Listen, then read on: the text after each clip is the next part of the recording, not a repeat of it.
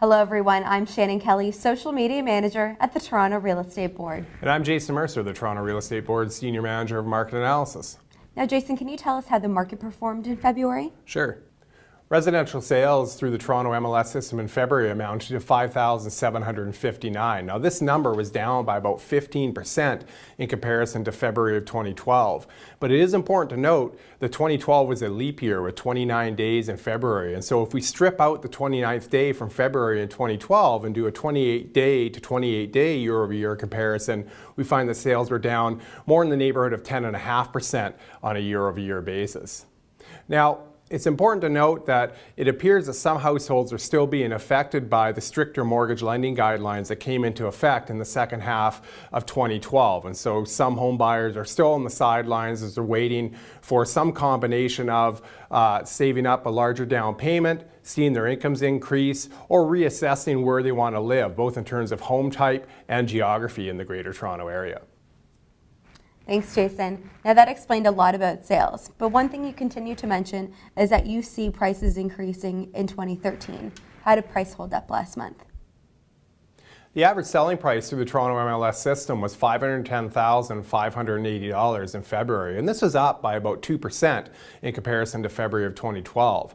But it's important to note that this year-over-year rate of increase slowed down a bit in comparison to what we saw in January. And there's a key reason for that, and it relates to the mix of single-detached homes sold in the City of Toronto this year compared to last. Specifically, when we look at the luxury market, homes sold over $2 million. And we saw a smaller share this year compared to February 2012 of those higher priced homes.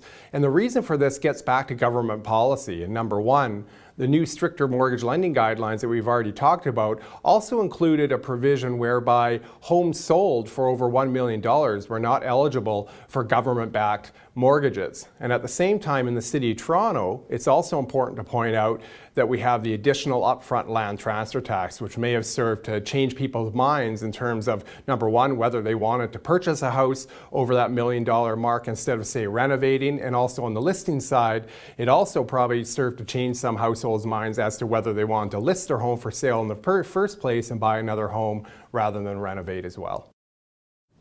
So with all of this in mind, Jason, do you still expect the average selling price to continue to grow this year?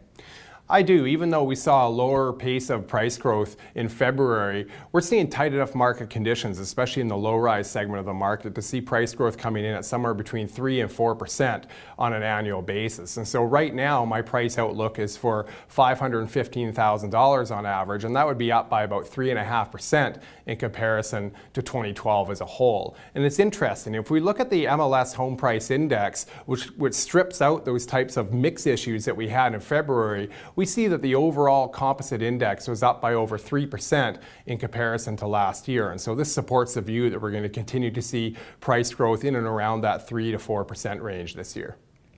Thanks so much, Jason. Now, over this month, you can still connect with us on social media, on Twitter at TREB Home, as well as on Facebook. And until next time, have yourself a great month.